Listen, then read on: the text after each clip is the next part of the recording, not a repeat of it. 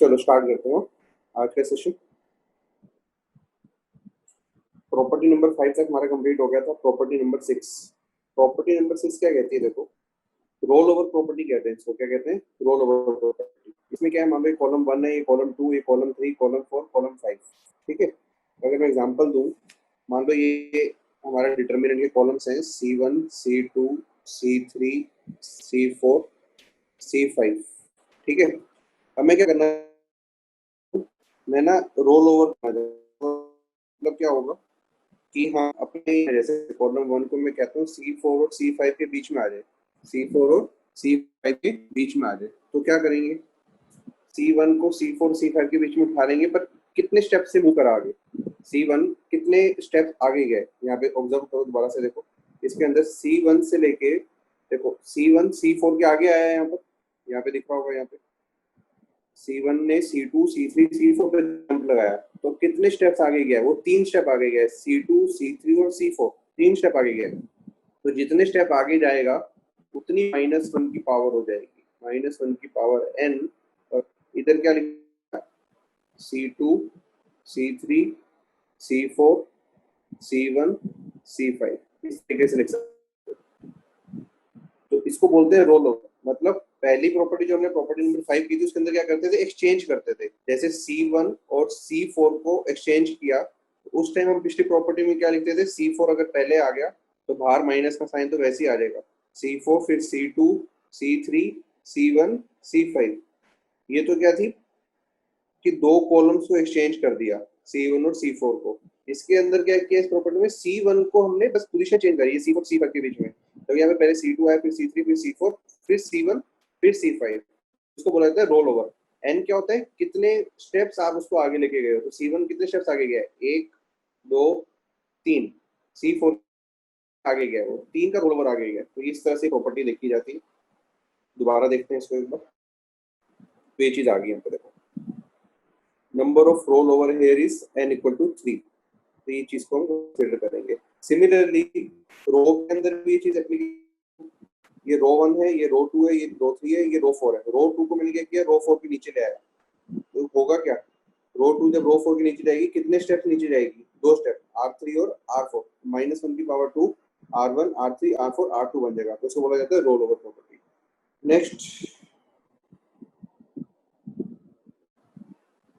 Next है, can a 2 into 2 determinant be equal to 3 into 3 determinant? क्या 2 into 2 का determinant 3 into 3 के determinant के बराबर हो सकता है? क्या हो सकता है, इजीली हो सकता है। देखो एक मैंने ये बना दिया 3 5 7 9, इसके डिटर्मिनेंट की वैल्यू आएगी कुछ ना कुछ। फिर आपको क्या करना है, देखो व्हाइट बोर्ड पे बताता हूँ। ये मैंने बोला 3 5 7 9, इसकी कोई ना कोई एक वैल्यू आएगी डिटर्मिनेंट की। तो हम कह रहे हैं कि 2 क्रॉस 2 का डिटर्मिनेंट जो, क्या वो 3 क्रॉस 3 डिटर्मिनेंट की वैल्यू के बराबर हो सकता है? हो ही सकता है। देखो इसको हम कन्वर्ट कर सकते हैं। क्वेश्चन ये भी था क्या 2 क्रॉस 2 डिटर्मिनेंट को 3 क्रॉस 3 में कन्वर्ट करके सेम वैल्यू बनाई जा सकती है? बनाई जा सकती है। कैसे करेंगे, देखो यहाँ पे 1 लिख दिया, यहाँ पे 0, यहाँ पे 0। फिर क्या करोगे, यहाँ पे कुछ भी आ सकता है दोनों जगह पे, और यहाँ पे लिख दोगे 3 5 7 9। अब जब इसको एक्सपेंड करोगे इस रो के लॉन्ग, तो 1 के लॉन्ग एक्सपेंड हो जाएगा, 1 के लॉन्ग ऐसे लिख दिया जाएगा 3 5 7 9। फिर माइनस 0 के साथ मल्टीप्लाई, फिर माइनस प्लस 0 के साथ मल्टीप्लाई। तो ऐसे कन्वर्ट कर दिया जाता है 2 क्रॉस 2 को 3 क्रॉस 3 में। यस और नो, ये भी बात समझ आ गई होगी। अब देखो यहाँ पे क्या कहते हैं, if one row is a multiple of other row then value of determinant will be 0।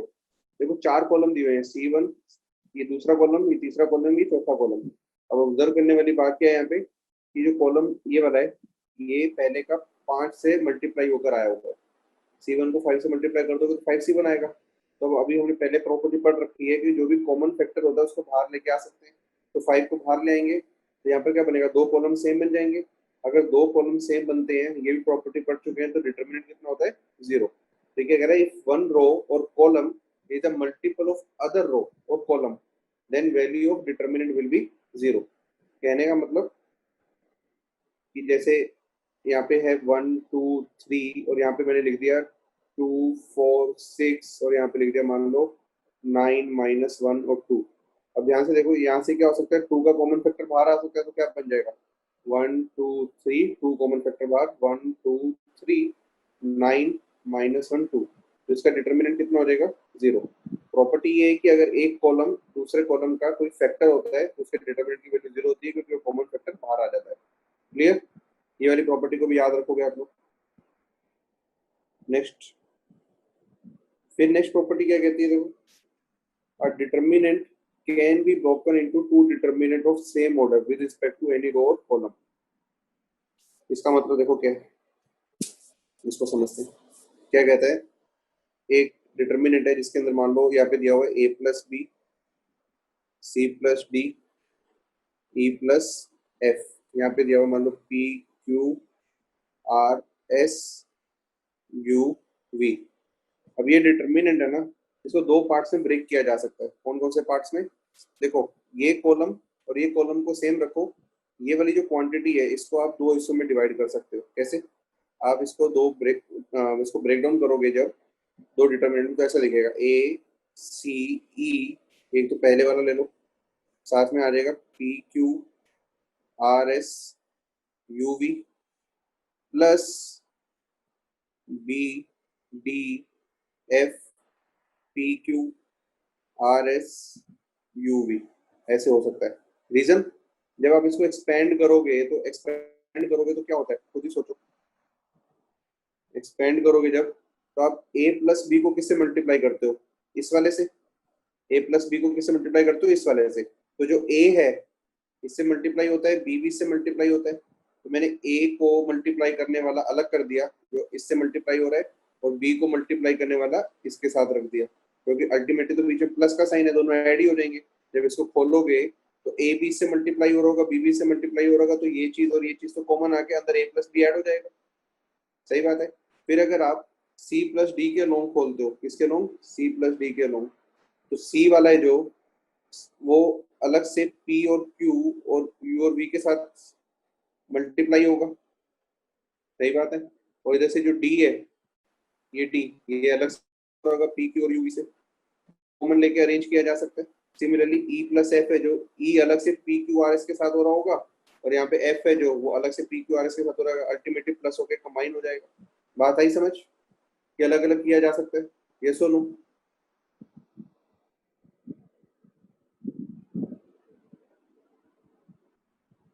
ठीक है। तो ये वाली प्रॉपर्टी को भी आप याद रखोगे कि अलग अलग किया जा सकता है। ये देखो, तो यही यहाँ पर बताया गया है कि ये डिटर्मिनेंट है, इसको ए, ये देखो, ये दो कॉलम तो सेम होने चाहिए, इनमें कोई फर्क नहीं आना चाहिए। ये देखो, ये दोनों के दोनों सेम है, कोई फर्क नहीं आना चाहिए।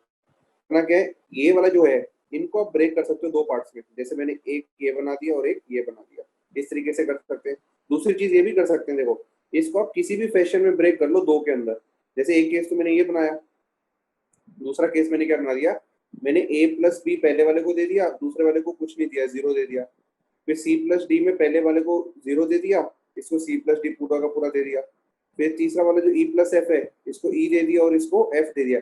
किसी भी फैशन के अंदर आप इसको ब्रेक कर सकते हो दो डिफरेंट पार्ट में, क्योंकि अल्टीमेटली जब ये खुलेगा और ये खुलेगा तो दोनों कंबाइन हो जाएंगे। देखो अब यहाँ पे a प्लस बी ओवरऑल ही इसके साथ मल्टीप्लाई हो रहा है, और यहाँ पे जीरो है जो इसके साथ मल्टीप्लाई होकर कोई फर्क नहीं डाल रहा, तो ओवरऑल ए यहीं से कवर हो रहा है। दूसरे में यहाँ पे जीरो से कुछ भी मल्टीप्लाई नहीं होगा, सी प्लस डी तो ओवरऑल यहीं से कंप्लीट है। इसमें यहाँ से ई से मल्टीप्लाई हो रहा है, यहाँ से एफ से मल्टीप्लाई हो रहा है, ओवरऑल कॉम्बिनेशन ई प्लस एफ का मिल ही जाएगा। तो आप किसी भी कॉम्बिनेशन में इस पहले वाले को ब्रेक कर सकते हो दो डिफरेंट पार्ट्स में, इस तरीके से भी कर सकते हो और इस तरीके से भी कर सकते हो। बताओ भाई, समझ आई बात? याद ये रखने की ये वाले दो कॉलम सेम हो, ये वाले दो कॉलम सेम हो, बस इनमें कोई फर्क नहीं आना चाहिए। पहले वाले को आप किसी भी फैशन में ब्रेक करो, ठीक है। प्रूफ मैंने आपको बता ही दिया। नेक्स्ट, ये रो के अंदर भी ऐसे चलता है कि पहली रो है जो, वो दो पार्ट्स में आपको दिख रही है कि r1 प्लस r1 डैश में आप ब्रेक कर सकते हो पहली रो को। तो क्या कर सकते हो, अलग अलग कर सकते हो, इसको r1 दे दिया, इसको r1 डैश दे दिया, इतनी सी चीज क्लियर हो जाएगी। नेक्स्ट पार्ट, नेक्स्ट पॉइंट मतलब, अब जैसे ये नोट है, देखो इसमें क्या लिखा है मैंने, ये भी दो, ये भी सम वाला है, ये भी सम वाला है। आप इसको ऐसे नहीं लिख सकते, इसको ऐसे नहीं लिखा जा सकता। क्यों नहीं लिखा जा सकता? देखो आपने क्या किया, ए और ई वालों, ए और ई और सी और जी को एक साइड कर दिया, और बी एफ और डी एच को एक तरफ कर दिया। ऐसे अलाउड नहीं है, क्योंकि प्रॉपर्टी को फॉलो करके हम ब्रेक करते हैं। प्रॉपर्टी क्या कहती है, ध्यान से देखो, मैं इस वाले कॉलम को सेम रखता हूँ, इसको ब्रेक करता हूँ प्रॉपर्टी, इस प्रॉपर्टी के हिसाब से। तो मैंने क्या किया, ए और ई इसको दे दिया, इसको सेम टू सेम रखा, और इसका बी और एफ जो बचा हुआ है वो यहाँ पे रख दिया, और सी प्लस डी और जी एच यहाँ रख दिया। इस तरीके से कर सकते हैं ये वाली प्रॉपर्टी फॉलो करके, कि इस कॉलम को तो सेम रखा, इस कॉलम को सेम रखा, पर इसको क्या किया, दो पार्ट्स में डिवाइड कर दिया, ए ई और बी एफ। फर्दर अब इसमें देखता हूँ, तो ए ई को सेम रखता हूँ, इसको दो पार्ट्स में डिवाइड कर देता हूँ। देखो ए ई को सेम रखा, यहाँ के दो पार्ट्स बना दिए, एक सी और जी का और एक डी और एच का। सिमिलरली इसको दो पार्ट्स में किया, तो बी एफ सेम रखा, इसको दो डिफरेंट पार्ट्स में डिवाइड कर दिया, एक सी जी में और एक डी एच में। बात आई समझ? तो ओवरऑल प्रोसेस ये वाली जो चीज है वो बनेगी ये वाली, ना कि ये वाली। क्लियर? तो ये इंपॉर्टेंट प्रॉपर्टीज है जो आपको दिमाग में रखनी है हमेशा, है ना, करते हुए। नेक्स्ट पॉइंट, नेक्स्ट प्रॉपर्टी क्या कहती है, देखो नेक्स्ट प्रॉपर्टी बोलती है, if we add in a row any multiple of any other row, then the value remain unchanged, then the value remain unchanged. इसका मतलब क्या है, देखो समझाता हूँ। देखो आपको दिया हुआ है R1, R2, R3। आपने क्या बोला कि जो R2 है ना, उसमें चेंजेस करते हैं। R2 में चेंजेस कैसे करते हैं कि R2 के अंदर मैं कुछ ऐड करता हूँ, क्या, R1 प्लस R3। अगर आप ये सब ऑपरेशन लगाओगे तो डिटर्मिनेंट की वैल्यू पे कोई फर्क नहीं पड़ने वाला। क्यों? ओरिजिनल डिटर्मिनेंट मान लो ये है, आपने कहा कि R2 को मैं ऐसे लिखना चाहता हूँ, मैंने कहा लिख लो। क्या लिखोगे फिर आप, R1, R2 की जगह लिख दिया आपने R2 plus R3 plus R1, और यहाँ पे R3, ये चीज लिखी है आपने। फिर मैं प्रॉपर्टी यूज करता हूँ जो भी मैंने सीखी, तो इसको मैं अलग अलग कर सकता हूँ। R1 R3 को सेम करता हूँ, इसको तीन डिफरेंट पार्ट्स में ब्रेक कर दूंगा, तो क्या आएगा, देखो R1 R2 R3 plus R1 R3 R3 plus R1 R1 R3। अभी देखो ये दो रो सेम, तो इसकी वैल्यू कितनी हो जाएगी, 0। इधर ये R1 सेम, इसकी वैल्यू कितनी हो जाएगी, 0। ये कितना बचा, ये तो ओरिजिनल डिटर्मिनेंट ही था ये वाला, तो इसकी वैल्यू तो हमें पता ही है कि डिटर्मिनेंट आएगा ये, तो जो इसकी वैल्यू वही इसकी वैल्यू। तो अगर एक रो है जो बाकी रो के कॉम्बिनेशन से लिखी हुई है तो कोई फर्क नहीं पड़ता। सिमिलरली अगर यहाँ पे R2 R3 की जगह R2 के अंदर आपने ऐसे ऐड किया होता A R1 और A R2, तब भी कोई फर्क ना पड़ता। मतलब यहाँ पे B मान लो, तो क्या होता है यहाँ पे R2 प्लस AR3 AR1 आता। फिर अलग अलग करते तो आप यहाँ पे क्या करते, A आता है यहाँ पे, और यहाँ पे सॉरी यहाँ पे B था, यहाँ पे B आता। फिर क्या फर्क पड़ता, ए को बाहर ले जाते तब भी तो एक क्वांटिटी 0 बनती, इधर बी को बाहर ले जाते तब भी क्वांटिटी 0 बनती। तो कहने का मतलब क्या, अगर एक रो को आपने कुछ ऑपरेशंस लगाया कि R2 के अंदर आपने A times R1 B times R3 add किया, तो डिटर्मिनेंट की वैल्यू कोई फर्क नहीं पड़ेगा। पर अगर आप R2 में चेंज करते हो और इस R2 के आगे C लगा देते हो तो फर्क पड़ जाएगा। तो उस केस में क्या होगा, R2 की जगह यहाँ पे C आएगा और यहाँ पे C आ जाएगा, और ये C बाहर आएगा। तो ये ओरिजिनल डिटर्मिनेंट तो ये था, तो आंसर कितना आ जाएगा, सी ऑफ डिटर्मिनेंट, तो सी से मल्टीप्लाई हो जाएगा। तो ये वाली प्रॉपर्टी क्लियर। नेक्स्ट, तो ये मैंने प्रॉपर्टी आपको बता दी, ठीक। तो ये वाली प्रॉपर्टी भी मैंने आपको बताई थी कि अगर जिसमें चेंज कर रहे हो उसके साथ अगर 3 मल्टीप्लाई कर दिया, जैसे सी मल्टीप्लाई किया था ना, तो बात सेम नहीं बनती। क्योंकि जैसे आपने क्या किया, R2 के अंदर 3R2 प्लस 5R1, तो यहाँ पे बन गया 3R2 प्लस 5R1, अलग अलग किया तो 3R2 ये 5R1, ये R1 की वजह से 0, यहाँ से 3 बाहर कॉमन आएगा तो 3 इंटू R1 R2 R3। तो ये चीज वैलिड नहीं रहेगी कि डिटर्मिनेंट इक्वल टू डिटर्मिनेंट नहीं रहेगा। तो नया डिटर्मिनेंट क्या बन जाएगा, 3 टाइम्स डिटर्मिनेंट। तो ये फर्क पड़ता है, ठीक है। नेक्स्ट क्वेश्चन देखो। अच्छा, इस तरह की ट्रांसफॉर्मेशन ये वाली ट्रांसफॉर्मेशन वैलिड है कि जिसमें चेंज कर रहे हो उसके साथ कोई स्केलर मल्टीप्लाई नहीं होना चाहिए, मतलब सी यहाँ पे मल्टीप्लाई नहीं होना चाहिए। आप रो के अंदर कुछ भी ऐड करते रहो, उसका कोई फर्क नहीं पड़ता, पर जिसमें ऐड कर रहे हो वो किसी के साथ मल्टीप्लाई नहीं होना चाहिए अगर आपको डिटर्मिनेंट की वैल्यू सेम करनी है। क्योंकि अगर आप जिसके अंदर चेंज कर रहे हो उसी को किसी एक स्केलर से मल्टीप्लाई कर दोगे तो डिटर्मिनेंट की वैल्यू पे फर्क पड़ता है। जैसे यहाँ पे 3 आया था, पिछले केस में C आया था, तो ऐसा काम नहीं करना। उसके बाद जैसे ये वाली प्रॉपर्टी है, देखो ये वाली प्रॉपर्टी भी वैलिड नहीं रहेगी डिटर्मिनेंट की वैल्यू सेम करने के लिए। क्यों? R1 के अंदर आप चेंज कर रहे हो R2 माइनस R1 अल्फा, ये तो कोई बात ही नहीं हुई कि आप R1 रो 1 के अंदर चेंज कर रहे हो और आप लिख रहे हो क्या R2 माइनस R1 अल्फा। तो R1 किसके साथ मल्टीप्लाई हो रहा है? अल्फा के साथ, तो डिटर्मिनेंट की वैल्यू तो बदलेगी बदलेगी, तो ये वैलिड नहीं है। क्योंकि मैंने आपको बताया जिसमें चेंज करते हो उसके साथ स्केलर मल्टीप्लाई नहीं होना चाहिए, बाकी चीजें कुछ भी आए। तो यहाँ पे R1 में चेंज कर रहे हैं और R1 के साथ ही अल्फा मल्टीप्लाई हो रहा है, तो बात गलत हो जाएगी। ठीक है, ये वाला वैलिड है। R1 के अंदर अगर R1 माइनस R2 कर रहे हो, R1 के साथ कौन मल्टीप्लाई है? 1। R2 के साथ कुछ भी होता रहे तो इसमें कोई फर्क नहीं पड़ेगा। इतनी सी चीज क्लियर। पर अगर आपका मन है कि भाई आपको R1 में भी कुछ ना कुछ चेंज करना है, करो फिर, पर डिटर्मिनेंट की वैल्यू सेम रखनी है तो क्या करना होगा? तो देखो, आपने क्या कहा कि इसको मैं बदलूंगा इस तरीके से कि R2 के अंदर मैं ऐसा चेंज करना चाहता हूँ कि उसके अंदर 5R1 तो हो पर R2 के साथ 3 मल्टीप्लाई हो, और आप चाहते हो डिटर्मिनेंट की वैल्यू भी ना बदले। तो फिर क्या करोगे? आपको पता है जब R2 के साथ कोई मल्टीप्लाई होता है तो डिटर्मिनेंट उतने स्केलर से मल्टीप्लाई कर जाता है, C के साथ मल्टीप्लाई कर जाता है।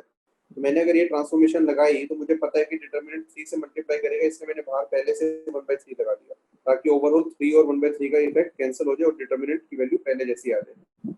बात आई समझ? अगर आपको R2 के साथ भी कुछ मल्टीप्लाई करना है तो आपको डिवाइड भी करना पड़ेगा ताकि वो इफेक्ट कैंसिल हो जाए। क्लियर? नेक्स्ट पॉइंट पे बढ़ते हैं।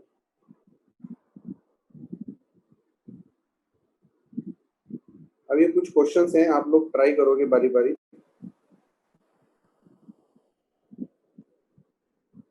ये पहला क्वेश्चन है। हाँ, ये अब आपको प्रॉपर्टीज लगा के इसके डिटर्मिनेंट की वैल्यू लेके आनी है। प्रॉपर्टीज लगा के इसके डिटर्मिनेंट की वैल्यू लेके आनी है। अब देखो, अगर आप डायरेक्टली डिटर्मिनेंट होने लग जाओ कि इसको इसके साथ मल्टीप्लाई कर दिया, फिर इस वाले को इस वाले के साथ मल्टीप्लाई कर दिया, इसके साथ और इसके साथ, फिर इस वाले को इसके साथ मल्टीप्लाई कर दिया, बड़ा लेंथी हो जाएगा, बहुत ही ज्यादा लेंथी हो जाएगा। तो हम प्रोसेस यूज करेंगे, जो प्रॉपर्टीज यूज करिए ना वो सब करेंगे। पहले जब भी डिटर्मिनेंट दिया जाएगा आपको ऑब्जर्व करना है कि उसके अंदर कोई पैटर्न है क्या, उसके अंदर कोई पैटर्न छुपा है तो बताओ। देखो क्या करोगे आप, थोड़ा ऑब्जर्व करो कि क्या किया जा सकता है। देखो थोड़ा दिमाग लगाओ। ये देखो, ये माइनस बी है, ये बी है, ये माइनस सी है और ये सी है, ये ए है और ये माइनस ए है। सिमिलरली ये एक्स है, ये माइनस एक्स है, ये माइनस वाई है, ये वाई है, ये जेड है और ये माइनस जेड है। और तीसरे के अंदर ये अल्फा, ये माइनस अल्फा, ये माइनस बीटा, ये बीटा, ये माइनस गामा और ये गामा। मतलब इन सबका सम, इस पूरे का सम कितना बन रहा है? 0। इस पूरे का सम कितना बन रहा है? 0।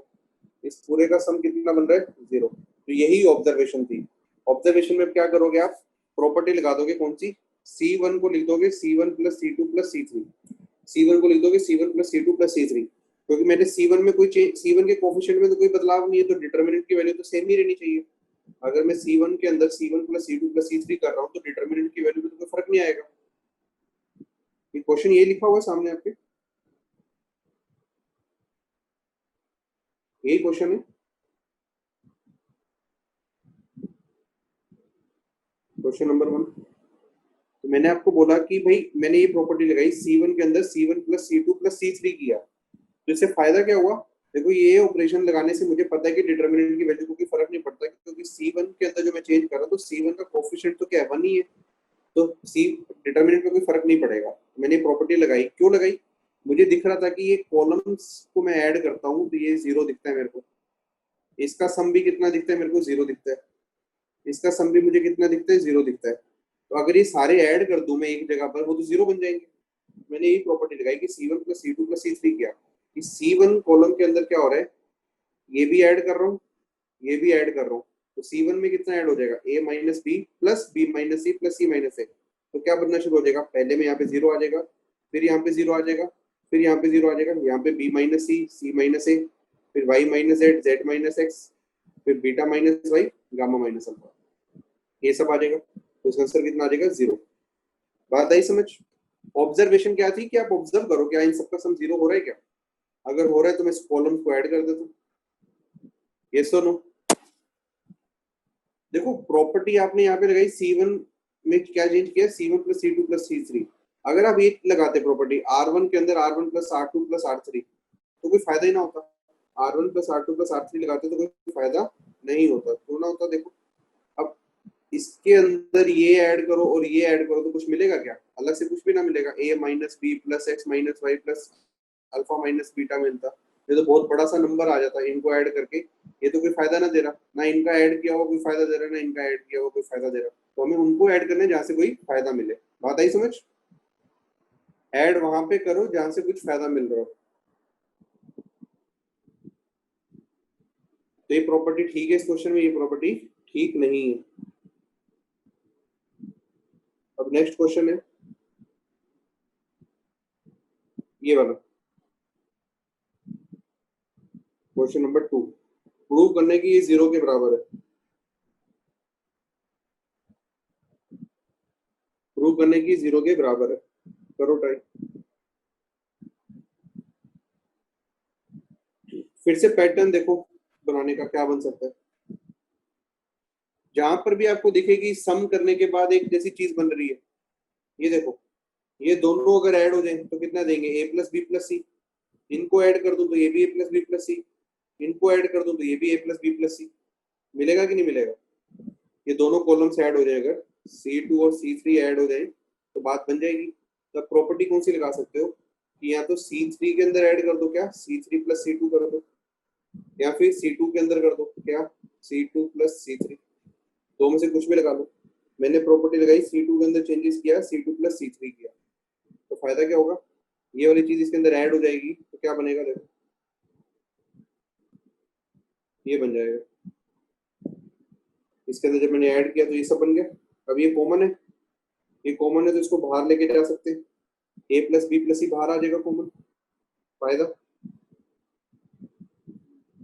फायदा ये कि ये दोनों कॉलम क्या बन गए? सेम बन गए। ये दोनों कॉलम क्या बन गए? सेम बन गए। अब दो कॉलम सेम हो गए तो इसका मतलब क्या? डिटर्मिनेंट 0। यही सीखा था हमने कि अगर दो कॉलम सेम हो जाए तो डिटर्मिनेंट कितना हो जाता है? 0 हो जाता है। क्लियर? तो पहले क्वेश्चन के अंदर भी हमने ऑब्जर्व किया कि सम करके देखो कि सेम चीज बन रही है तो ताकि वो कॉमन लेके बाहर आ सके, तो फायदा हो जाता है ना उससे। नेक्स्ट इस क्वेश्चन की वैल्यू निकालो, क्वेश्चन नंबर 3 की।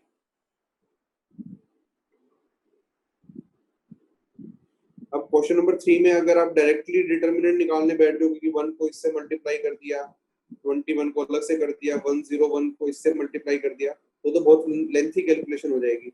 आपको क्या करना पड़ेगा? प्रॉपर्टीज लगानी पड़ेगी ताकि कुछ आसान काम हो जाए। ये देखो, ये बहुत बड़े बड़े नंबर है ना, ये बहुत बड़े बड़े नंबर है, ये भी बड़ी वैल्यूज है, इनको छोटा करना है, इनको छोटा करना है।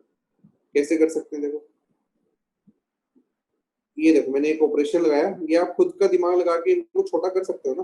कैसे कर सकते हो? ये भी कर सकते हैं। देखो ये 101 है, अगर इस वाले को मैं अगर 5 से मल्टीप्लाई कर दूं, इंटू 5 कर दूं और फिर सब्ट्रैक्ट कर दूं इसके अंदर, तो 21 इंटू 5 कितना होता है? 105। 101 में से 105 जाएगा तो -4 बचता। सिमिलरली 45 इंटू 5 करते और इसमें से घटाते तब भी बात बन जाती। 61 इंटू 5 करते, इसमें से घटाते तब भी बात बन जाती। छोटे छोटे नंबर हो जाते हैं। तो एक पहले तो हम C2 को छोटा करते हैं। जैसे किया C2 माइनस 20 C1, तो डिटर्मिनेंट की वैल्यू को कोई फर्क नहीं पड़ेगा क्योंकि C2 का कोएफिशिएंट तो कितना रखा? 1। C1 में तो कुछ भी कर सकता हूँ, और चेंज किस में कर रहा हूँ? C2 के अंदर। जिसमें चेंज करते हैं उसके कोएफिशिएंट को 1 रखो और बाकी उसके अंदर कुछ भी ऐड सब्ट्रैक्ट करो, कोई फर्क नहीं पड़ता। तो मैंने क्या किया? C2 के अंदर -20 C1 किया, तो 1 इंटू 20 कितना होगा? 20। 20 में से 20 गया तो 1, ये 20 तो 40, ये कितना? 5 आ जाएगा। ये 60 माइनस कर देंगे तो कितना बन जाएगा? 1 बन जाएगा। देखो पहले स्टेप से तो ये आ गया। देखो ये बड़ी टर्म्स थी, इसको छोटा कर दिया। अब क्या करना है? इसको छोटा करना है।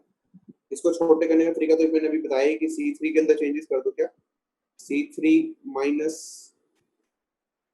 C3 माइनस क्या कर दो, इसमें तो कोई भी बदलाव कर दो, 100 C1 कर दो, चलेगा ये? बताओ, C3 माइनस 100 C1, यस और नो? वही वाला ऑपरेशन चलेगा इसको कम करने के लिए, C3 माइनस 100 C1,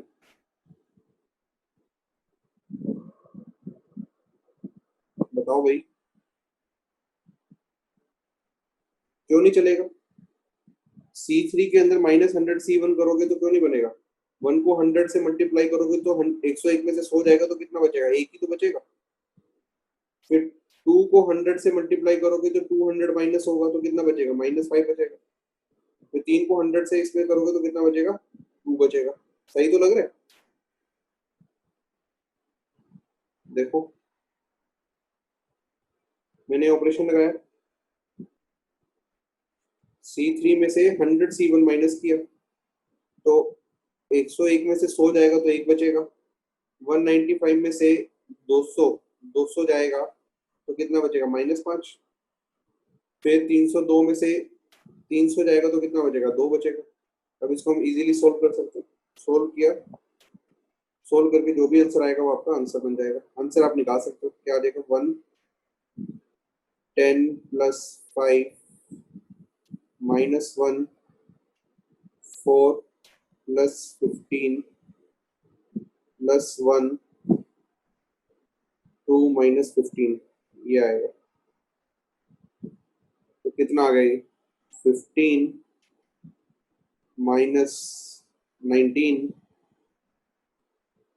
माइनस 13, तो कितना आया? -17 आंसर आएगा इसका। तो इस तरीके से हम प्रॉपर्टीज का यूज कर सकते हैं। अब एक नोट्स देखो, note, try to create maximum zero in a row or a column, और कॉलम जितने ज्यादा जीरो बनेंगे उतना फायदा, जितने ज्यादा जीरो उतना फायदा, क्योंकि उतनी कैलकुलेशन कम, उतनी कैलकुलेशन कम। देखेंगे आगे क्वेश्चंस करेंगे तो पता चलेगा। अब जैसे ये क्वेश्चन है, अब ये 4/4 का है। अब 4/4 को हम डिटर्मिनेंट खोल के सोल्व नहीं करेंगे, डिटर्मिनेंट खोल के सोल्व नहीं करेंगे, पर कैसे करेंगे? जीरोस क्रिएट करके। कैसे? जीरोस क्रिएट करके सोल्व करेंगे। एक पर्टिकुलर रो या एक पर्टिकुलर कॉलम में जीरो बनाने की कोशिश करो जितने हो सकते हैं, फिर डिटर्मिनेंट खोल देंगे, बात बन जाएगी। अब देखो, जैसे मैं क्या करता हूँ, इस 4 को जीरो बना सकता हूँ, इस 2 को भी जीरो बना सकता हूँ, इस 1 को भी जीरो बना सकता हूँ। 4 को जीरो कैसे बनाऊंगा? 4 जीरो बन जाएगा कैसे? अगर मैं लिख दूं R2 minus R2 goes to R2 minus 4R1, कुछ भी करूंगा तो ये 4 जीरो आ जाएगा और इसमें भी चेंजेस आएंगे, इसके चेंजेस कर लेंगे, पर ये कितना बन जाएगा? जीरो बन जाएगा इस ऑपरेशन के बाद। सिमिलरली अगर मैं लिखूं R3 goes to R3 minus 2R1, तो क्या होगा? ये जीरो बन जाएगा और इसमें कुछ ना कुछ चेंजेस आ जाएंगे। सिमिलरली मैं करता हूँ R4 goes to R4 minus R1, तो क्या होगा? ये जीरो बन जाएगा और इसमें चेंजेस आ जाएंगे, तो क्या होगा? ये 3 तो जीरो बन गए। अब मैं क्या करूंगा? 1 के अबाउट इसको एक्सपेंड कर दूंगा, 1 के अबाउट इसको एक्सपेंड कर दूंगा और आंसर आ जाएगा।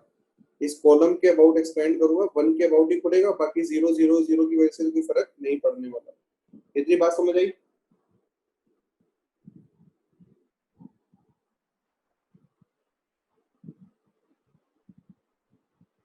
भाई इतना समझ आया?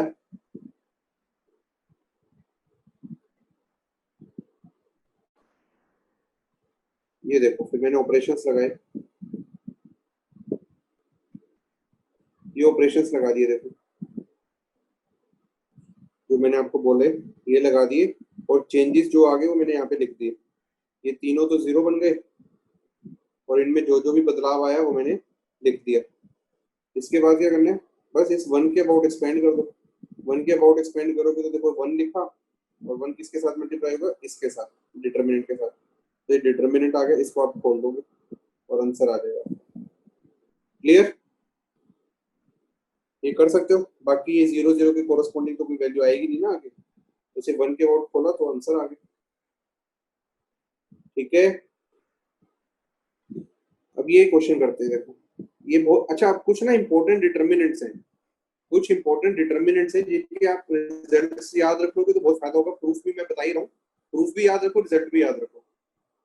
ये क्वेश्चन नंबर 1 है। देखो कह रहा है ये वाला डिटर्मिनेंट किसके इक्वल होता है, इस वाले डिटर्मिनेंट के इक्वल होता है, और साथ में ये डिटर्मिनेंट की वैल्यू होती है इसके इक्वल। इस डिटर्मिनेंट और इस डिटर्मिनेंट को दिमाग में फिक्स कर लो आज ही। बहुत ही ज्यादा यूज होने वाला डिटर्मिनेंट है, इसका प्रूफ मैं आपको भी बता रहा हूँ, पर आप याद रख लो। क्या याद रखना है आपको? देखो ये ए है, फिर ये ए स्क्वायर है, ये ए क्यूब है, फिर ये बी है, बी स्क्वायर है, बी क्यूब है, फिर सी है, सी स्क्वायर है, सी क्यूब है। ये किसके इक्वल आता है? इसके इक्वल आता है। क्या करोगे? ए माइनस बी माइनस सी माइनस ए, और साथ में मल्टीप्लाई करता है ए बी सी के साथ। इस डिटर्मिनेंट की वैल्यू आपको याद होनी चाहिए टाइम बचाने के लिए पेपर में। सिमिलरली ये भी याद रखो। देखो ये ए है, ये बी है, और ये सी है। ए बी और सी। यहाँ पे अगर ए आ गया तो यहाँ पर कौन है? बी इंटू सी। यहाँ पे अगर बी आ गया तो बचे हुए दो कौन है? सी इंटू ए। यहाँ पे सी है तो यहाँ पे बचा हुआ कौन है? ए इंटू बी। और तीसरा कॉलम सेम, तीसरा कॉलम सेम। तो इस तरीके से याद रख सकते हो। पहला कैसे याद रखना है? ए स्क्वायर ए क्यूब, फिर बी स्क्वायर बी क्यूब, फिर सी स्क्वायर सी क्यूब। ये चीज होगी। और इस तरीके से कैसे याद रखना है? ए फिर बी फिर सी। दूसरे कॉलम में बचे हुए अल्फाबेट, यहाँ पे ए आ गया तो यहाँ पे बी इंटू सी, यहाँ पे बी आ गया तो यहाँ पे सी इंटू ए, यहाँ पे सी आ गया तो यहाँ पे ए इंटू बी। और तीसरे में एबीसी एबीसी एबीसी। तो ये वाला और ये वाला इक्वल होता है, और इन दोनों की वैल्यू किसकी इक्वल होती है? एबीसी इंटू ए माइनस बी माइनस सी माइनस ए, इसके बराबर होती है। अब प्रूफ देखो कैसे करना है इसका। देखो ये कॉलम तो सेम दिख रहा है आपको, पहला दिमाग तो ये करेगा कि इस कॉलम को मैं बाहर ले जाऊं। इस कॉलम को बाहर ले गया तो देखो बाहर आ गया एबीसी, एबीसी बाहर आ गया। ठीक है, एबीसी बाहर ले, यहाँ पर क्या बन गया? 1 बन गया। पहले मैं क्या कर रहा हूँ? इसको इसमें कन्वर्ट करने की कोशिश कर रहा हूँ, इस वाले को इस वाले में कन्वर्ट करने की कोशिश कर रहा हूँ, फिर इसको सोल्व करके यहाँ तक हम पहुंच ही जाएंगे। ठीक है, अब देखो ए बी सी आ गया, यहाँ पे 1 1 1 बन गया, यहाँ पे ए बी सी और यहाँ पे बी सी सी है। अब इसको ट्रांसफॉर्म करना है यहाँ पे ले जाने के लिए, तो कैसे करें बताओ? एक जगह आपको ए चाहिए, एक जगह ए स्क्वायर चाहिए, एक जगह ए क्यूब चाहिए। ठीक है, अब यहाँ पे देखो सिंपल सी चीज है, मैं ये ए बी सी है और बाहर भी ए बी सी है, तो मैं यहाँ पे A square B square C square तो जनरेट कर ही सकता हूँ। ए square B square C square generate किया जा सकता है। और यहाँ पे 1 1 1 को मैं एबीसी बना सकता हूँ। क्या बना सकता हूँ? एबीसी बना सकता हूँ। कैसे कर सकते हैं ये देखो, मैं क्या करता हूँ, इस एबीसी को, इस एबीसी जो बाहर एबीसी है, ए वाले को मैं दे देता हूँ फर्स्ट रो को, बी दे देता हूँ मैं सेकंड रो को, और सी दे देता हूँ मैं थर्ड रो को। मैंने पहले प्रॉपर्टी बताई थी ना आपको ये वाली, कि बाहर अगर कोई फैक्टर होता है उसको आप पर्टिकुलर रो या पर्टिकुलर कॉलम में ट्रांसफर कर सकते हो। याद है वो प्रॉपर्टी? ये सुनो, बाहर अगर एक कॉमन फैक्टर है उसको आप ट्रांसफर कर सकते हो, या तो एक पर्टिकुलर रो में या एक पर्टिकुलर कॉलम में। ये सुनो, वे प्रॉपर्टी याद है वो वाली? अब जैसे यहाँ पर एबीसी है, मैंने क्या कहा कि ए को मैं पहली रो में ट्रांसफर करता हूँ, बी को मैं सेकंड रो में, और सी को थर्ड रो में। ये मैंने यहाँ पे शो भी किया हुआ है। देखो अगर ए को मैंने फर्स्ट रो में ट्रांसफर किया तो क्या बना? ए स्क्वायर ए बी सी और ए। दूसरी में किया तो क्या बना? B square A B C और बी। तीसरे में सी को ट्रांसफर किया तो क्या बना? सी स्क्वायर ए बी सी और सी। इतनी सी बात क्लियर हुई। अब देखो ये मेरे ए स्क्वायर बी स्क्वायर और ए बी सी तो जनरेट हो रहे हैं, पर अलग अलग लोकेशन पे हैं। ये वाली लोकेशन सेम नहीं आई है, ये आ सकती है अगर हम बाद में रोल ओवर प्रॉपर्टी यूज करेंगे।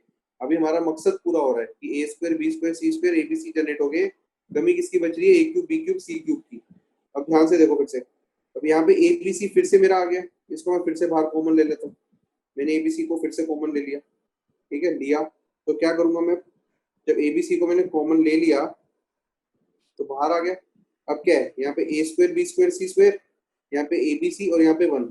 अब मैं फिर से क्या करता हूँ, इस ए को पहली रो को ट्रांसफर करता हूँ, बी को सेकंड रो को, सी को तीसरी रो को। जैसे ही मैंने ए को पहली रो में किया तो क्या बन गया? ए क्यूब ए और ए स्क्वायर। बी को किया तो बी क्यूब बी और बी स्क्वायर, सी क्यूब सी और सी स्क्वायर। अब फर्क क्या बचा? लो, लोकेशंस का फर्क बचा। कैसी लोकेशन? यहाँ पे अलग अलग जगह पर है ये। देखो ए बी सी पहले कॉलम में, यहाँ पर A B C second column में, यहाँ पे A square B square C square second column में, यहाँ पे थर्ड कॉलम में, और ये A cube B cube C cube third column में, यहाँ पे फर्स्ट कॉलम में। मैं क्या करूंगा, मैं चाहता हूँ कि ये चीज मेरी तीसरे नंबर पे आ जाए, तो मैं क्या करूंगा? रोल ओवर कर दूंगा। कितने स्टेप? 2 स्टेप। तो -1 की पावर 2 से मल्टीप्लाई होगा, तो -1 की पावर 2 कितना होता है 1, कोई फर्क नहीं पड़ेगा, तो रोल ओवर करके इसको मैं पीछे ले आया, तो ABC पहले पे आ गया, फिर ये वाला पहले पे आ गया, ये दूसरे पे आ गया और ये तीसरे पे आ गया। तो ये मेरे को प्रूव करना था कि यहाँ से मैं यहाँ पर पहुंच गया। कैसे पहुंचा? पहले इस ABC को कॉमन लिया, फिर A को ट्रांसफर किया, B को ट्रांसफर किया, C को ट्रांसफर किया, फिर ABC कॉमन आ गया, इसको फिर से बाहर लिया, फिर A को ट्रांसफर किया, B को ट्रांसफर किया, C को ट्रांसफर किया, फिर क्या लगा दी रोल ओवर, काम खत्म। यस और नो? क्लियर? ये पहले वाला डिटर्मिनेंट इसके इक्वल तो प्रूव कर दिया मैंने। भाई सारे इंपॉर्टेंट डिटर्मिनेंट्स हैं, जितना मैं पढ़ा रहा हूँ ना आपको, इतने भी आप कर लो, प्रीवियस ईयर क्वेश्चन लगाओ, प्रैक्टिस करो बढ़िया तरीके से, सारे क्वेश्चन बन जाएंगे, कोई दिक्कत नहीं रहेगी। ठीक है, और मैं नोट्स से ही आपको कह रहा हूँ ताकि टाइम बचे, लिखने का टाइम मेरा बच रहा है और समझने का टाइम आपका बच रहा है, और डिस्कशन पे हम जा रहा है टाइम ज्यादा जा रहा है। ठीक है, नहीं तो लिखने में काफी टाइम चल जाता है।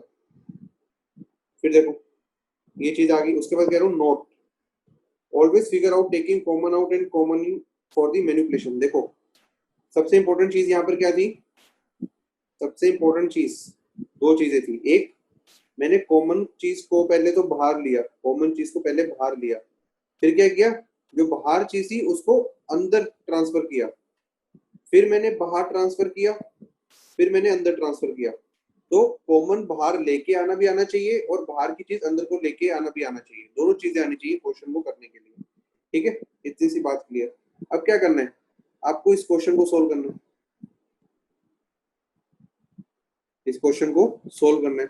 ये क्वेश्चन सोल्व किया जा सकता है कैसे, देखो आप क्या करो, पहली रो में से ए को कॉमन लो, दूसरी में से बी को लो, तीसरी में से सी को लो, तो बाहर एक कॉमन फैक्टर तो एबीसी आ ही जाएगा, एबीसी तो बाहर आ ही जाएगा यहाँ पे, क्योंकि यहाँ से ए बाहर आ जाएगा, यहाँ से बी बाहर आ जाएगा, यहाँ से सी बाहर आ जाएगा, तो एबीसी तो आ ही गया आपका, ये एबीसी तो आ ही गया।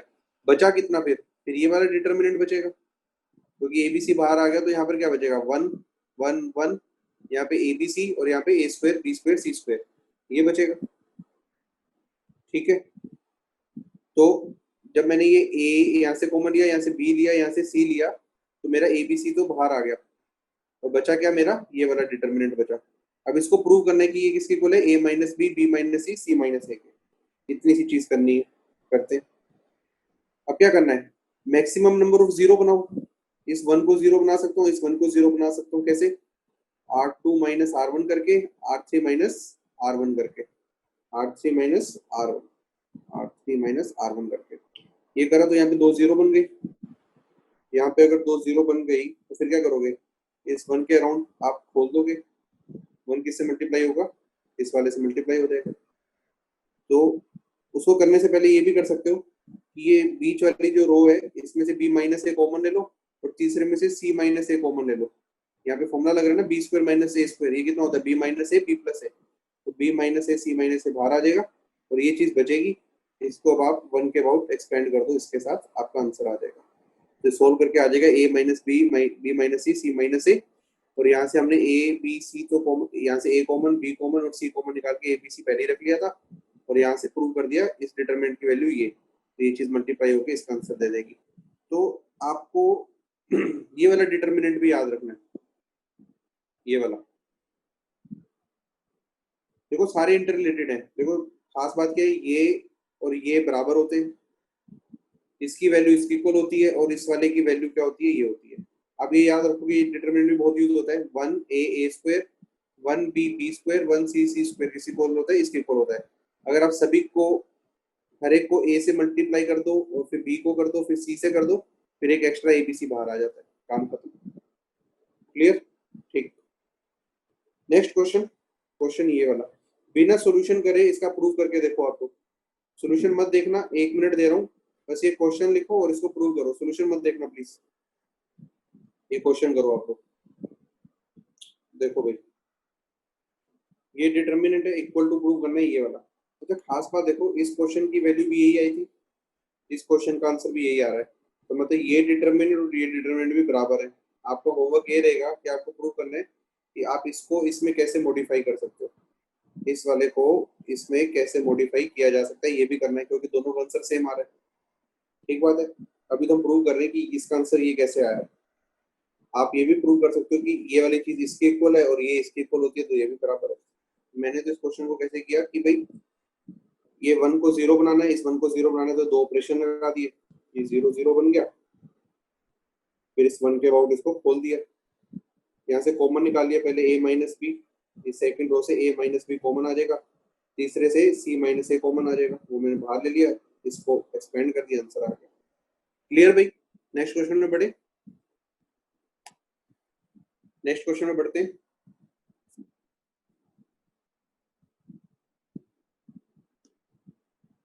देखो उसी क्वेश्चन को करने का एक और तरीका भी था जो पिछला क्वेश्चन था। पिछला क्वेश्चन जो मैंने किया, पहले तो मैंने क्या किया, इसको 0 बनाया, इसको 0 बनाया, तो ये अपना लेंथ ही हो गया। और मैं दूसरी चीज क्या बोल रहा था, आप इसको प्रूव कर सकते हो कैसे, अभी मैंने आपको बोला था ना कि आप प्रूव करो क्या, कि आप इस वाले को इसमें ट्रांसफर कर दो, इस वाले को इसमें कन्वर्ट कर दो, तो भी बात बन जाएगी। तो मैं आपको 1 मिनट देता हूँ, आप इसको कन्वर्ट करके देखो, क्या ये वाला डिटर्मिनेंट इसमें कन्वर्ट हो सकता है क्या, करके देखो। एबीसी से डिवाइड कर दिया और एबीसी से मल्टीप्लाई कर दिया। देखो रो 1 को मैंने क्या किया, ए आर 1 से मल्टीप्लाई, R2 को बी R2 से, R3 को सी R3 से। अगर मैं इसमें इसको ए से मल्टीप्लाई किया, दूसरी को बी से किया, और इसको ए से किया, सॉरी इसको ए से मल्टीप्लाई किया, इसको बी से किया, इसको सी से किया, तो ये क्या बन जाएगा, ए स्क्वायर एबीसी।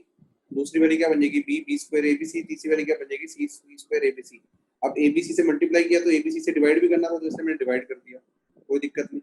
उसके बाद क्या करेंगे, अब फिर से कॉमन ले लेंगे। क्या ले लेंगे, कॉमन। क्या से, देखो अब ऊपर वाले से क्या करो, सॉरी इस तीसरे वाले कॉलम से एबीसी को बाहर ले आओ, कॉमन आ सकते हैं, तो एबीसी बाहर आ जाएगा, तो एबीसी से एबीसी कट जाएगा, तो बन जाएगा ये।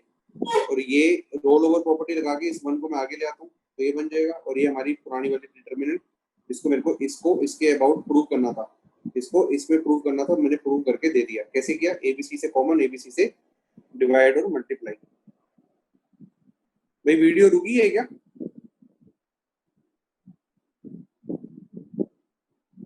भाई सुनाई दे रहा है, दिखाई दे रहा है, ये सुनो, हाँ दिखाई दे रहा है, ठीक है। तो यहाँ पे एबीसी से मल्टीप्लाई, एबीसी से डिवाइड करके काम चल के हमने इसको इसमें ट्रांसफर कर दिया। तो आपको ये भी पता होना चाहिए कि ये डिटर्मिनेंट इसके बराबर होती है। देखो याद बहुत सारा नहीं कर सकते, जितना कर सकते हो उतना कर लो टाइम बचाने के लिए, नहीं तो प्रोसेस तो याद रखो ही कि इंटर कन्वर्ट करने में आपके ज्यादा से ज्यादा 30 से 40 सेकंड लगे। ये नहीं कि वहां पे आप 10 मिनट लगा रहे हो, 5 मिनट लगा रहे हो और सोचने में टाइम बीत रहा है, फिर बात नहीं बन पाएगी ना। या तो याद रखो या फिर दिमाग इतना डेवलप करो कि वहां पे 30 से 40 सेकंड के अंदर हो सके, कि कैसे ऑपरेशन करते हैं, कैसे डिवाइड करते हैं, कैसे मल्टीप्लाई करते हैं, ये सब कॉमन लेके, कॉमन बाहर, कॉमन अंदर, ये सब आना चाहिए करना। ठीक है, नेक्स्ट क्वेश्चन, इस डिटर्मिनेंट की वैल्यू चाहिए। अब देखो ऐसे ना, कभी भी पेपर में 4x4 की डिटर्मिनेंट आएगी ना जब, तो वो पक्की बात है प्रॉपर्टीज की हेल्प से सोल्व करने लायक होगी। ये नहीं कि आप इसको खोलने बैठ रहे हो कि 1 स्क्वायर को आप इसके अबाउट खोल रहे हो, फिर 2 स्क्वायर को आप इसके साथ और इसके साथ खोल रहे हो, फिर 3 स्क्वायर को खोल रहे हो, फिर 4 स्क्वायर को खोल रहे हो इसके साथ।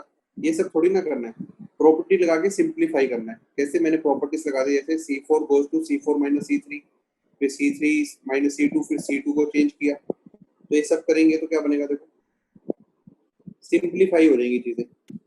ये वाली चीज ये बन गई, फिर क्या किया, ये प्रॉपर्टी लगा दी C4 minus C3, C3 minus C2, क्या बन गया, ये दो कॉलम सेम बन गए, दो कॉलम सेम बन गए तो आंसर 0 आ जाएगा। कभी भी 4x4 की मैट्रिक्स डिटर्मिनेंट आएगी अगर, तो आपके माइंड ये आना चाहिए कि प्रॉपर्टी लगा के उसको मैं सिंप्लीफाई करूं, तो आपका दिमाग तो उसमें लगना ही चाहिए। अब यहाँ पे देखो ना, स्क्वायर स्क्वायर है, जैसे ही ऑपरेशन लगाओगे तो फॉर्मूला कौन सा लगेगा, a square minus b square, simplify होकर ऐसा रह जाएगा। फिर आपको क्या दिख रहा है यहाँ पे, ये देखो, देखो एक प्रॉपर्टी यहाँ से ये भी आ रही है, देखो 3 5 7 एपी में, 5 7 9 भी एपी में, 7 9 11 भी एपी में, 9 11 13 भी एपी में। तो अगर एपी में है तो मतलब इसका डिफरेंस इसका डिफरेंस सेम, इसका डिफरेंस इसका डिफरेंस सेम, इसका डिफरेंस इसका डिफरेंस सेम, इसका डिफरेंस इसका डिफरेंस सेम। डिफरेंस आ कितना रहा है, ये भी 2 का, ये भी 2 का, ये भी 2, ये भी 2, ये भी 2, ये भी 2, ये भी 2, ये भी 2। अगर डिफरेंस सेम आता है तो पक्की बात है, जब इस वाले को इसमें सब्ट्रैक्ट करोगे तो कितना बचेगा, 2 बचेगा। इस वाले को इसमें से सब्ट्रैक्ट करोगे तो कितना बचेगा, 4 बचेगा। और 2 और 4 एक दूसरे के मल्टीपल होते हैं, तो 4 में से 2 को बाहर ले लूंगा अगर, तो बात बन जाएगी। बात आई समझ? यस और नो?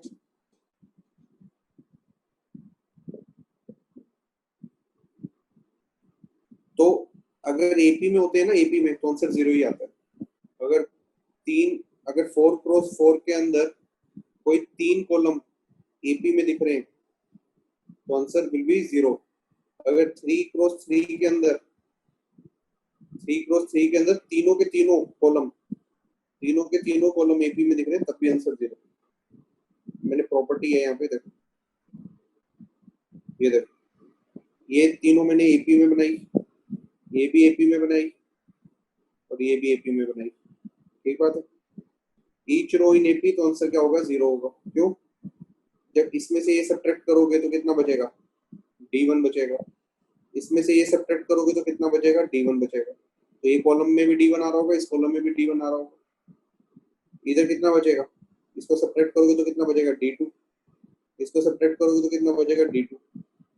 इसको इसमें सब्ट्रैक्ट करोगे तो कितना बचेगा? D3। इसको इसमें से करोगे D3। तो कॉलम 2 कितना बन गया? D1 D2 D3। ये भी कितना बन गया? D1 D2 D3। दोनों कॉलम सेम, आंसर 0। बात आई समझ?